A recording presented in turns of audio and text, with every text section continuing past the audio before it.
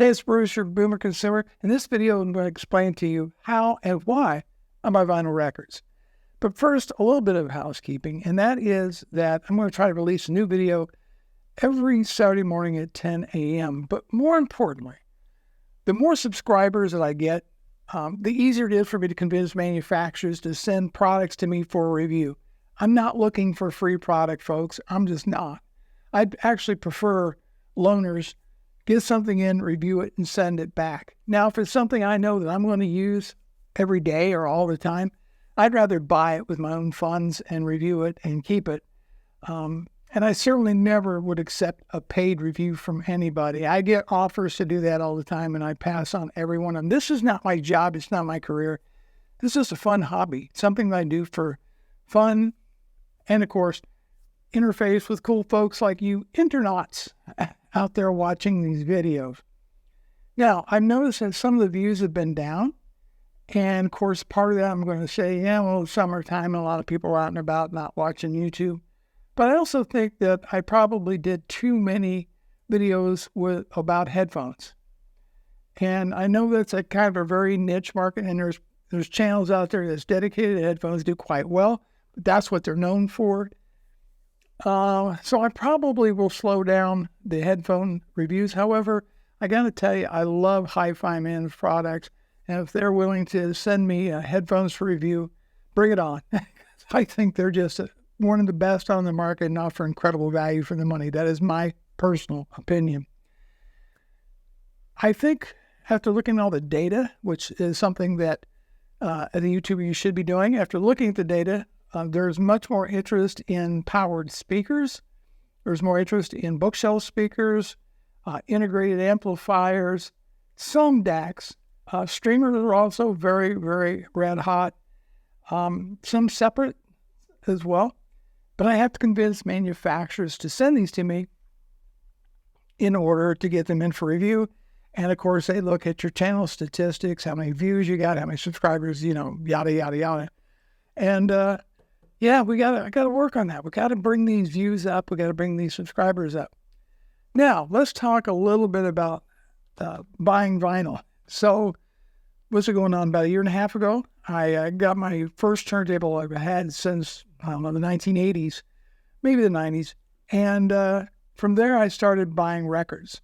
Now, I'm going to tell you right now, I don't consider myself a record collector. I don't. I'm a record buyer. In other words, I don't obsess over getting first editions. I don't obsess over, certain types of pressings, or I don't go around looking for audiophile pressings. I don't do that. What I do is I buy the music I connect with on vinyl. And yeah, part of it, to no small extent, is based on nostalgia. Let me explain. I really started listening to music seriously when I was probably around about 12 or 13. And over the course of, say, 1972 through 1982, 83, that's probably when I did the most music listening. I had the time. I, graduated high school. I went to the service, ended up getting married. And then after I got married and started a family, then music just fell off. I didn't have time to listen to a lot of music. I was busy working and supporting a family. And, but those years, say 1972 through, let's say 1982, that's a 10-year period, music was a huge part of my life. And, when I hear certain songs, certain albums, it brings back wonderful, wonderful memories. And maybe I'm trying to relive part of that, but it's the music that I really enjoyed. I'm not knocking new stuff. In fact, I audition and listen to a lot of new artists all the time, hoping to discover some great new music. But right now, initially to get started, I am purchasing the top albums between 1972 to roughly 1982. Most of it all classic rock, Aerosmith, some Kiss, but also like, for example, the Carpenters. Great album, love Karen Carpenter. So I am building a collection of albums that I listened to when I was young. And yeah, there is an appeal to it to me. There's just this nostalgia to it. And at first I thought, this is crazy. Why invest in vinyl? My God, that's an antique.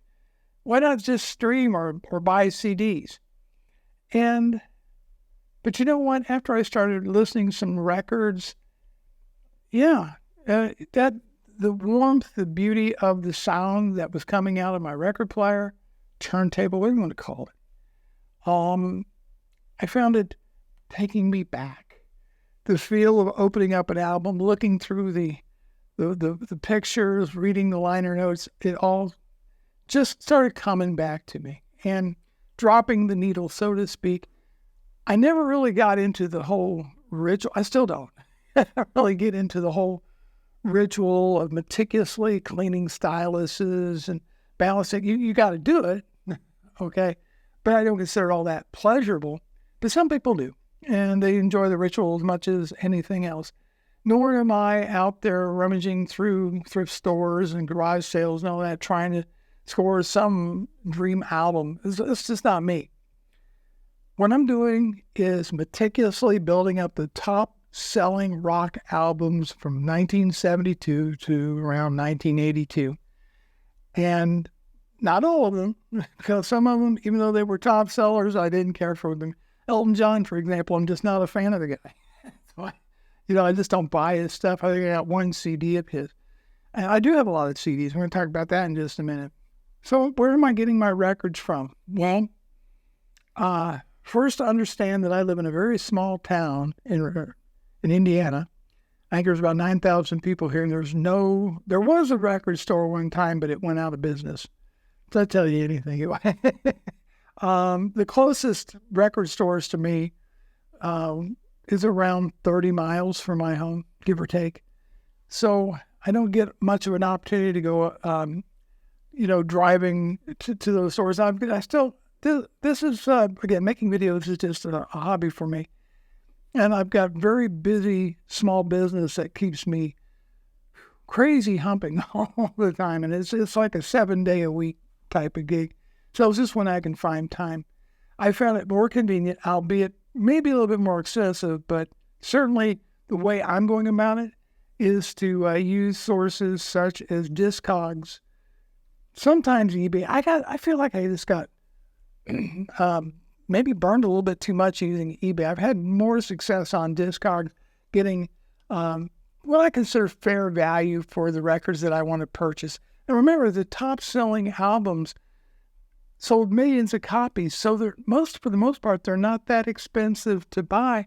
And a lot of these are, they're not remasters. Most of them are more or less the original pressings that I'm getting.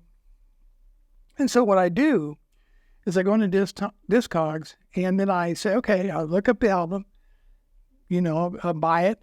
Then I select the United States, then vinyl, and then near mint. I don't buy if it's rated mint. I just get the near mint. I've had a lot of luck with that. And of course, I sort by the price lowest to highest, and then I look at the feedback and the ratings of the seller. And so far, that's worked out pretty well for me. In fact, some records, the record is cheaper than the shipping. So you got to be careful. You got to look at the total price with shipping. It may save you $1 or $2. I do go to a record store over in another town. It's also about 30 miles away. It's a nice small place. The owner is a great guy. His prices are reasonable. I would say the average selling price of his records are probably between $8 to $12, depending. But then he's got like a $5 bin and I think like a $2 bin, something like that. And I've had some luck with that as well. But I would say Discogs is probably where I've been buying about 90% of the vinyl records. I have bought a few new ones off of Amazon, and so far I've had good luck with that. Now, what about CDs? Yes, I was fortunate. I've had a lot of people just give me CDs. I must have over 600 CDs that were just given to me. People just didn't want them anymore. So give me, I'll take them. And if it's ones I don't want, I just turn around and donate them back to Goodwill. If they're ones that I'm pretty interested in, I might keep, then I just rip them to my NAS, and then I stream with my Weem Mini. So using DLNA and just streaming over to my new system. Or, well, that's a secret. That's right, I just upgraded and got myself more likely my end-game integrated amplifier, which I'm going to make a video about here in the near future. So, as far as CDs go, right now I'm collecting certain jazz records on CD, especially female jazz vocalists. Kind of what I'm doing with CDs right now. I've pretty much got a ton of rock CDs, but again, I rip them and then I stream them. And but I don't spend a lot of money on CDs. If it's an album that I'm wanting and it's just insanely priced, then I will get it on a CD because you can just get them so much cheaper. But but the music that I grew up with, yeah, I guess that's the end game. That is what I'm collecting right now, that music. And then maybe I'll start in on some more audiophile pressings for jazz going down the road. But I don't ever intend to have 8,000 records. That's not me, folks. I'm not going to be that guy. And so I'm going to wrap up the video on that. But I want to end it this way. Why do you collect vinyl records? I would like to hear from you, and let's have a conversation about that. All right? And that is it. Thank you so much for watching, and I'll see you in the next video.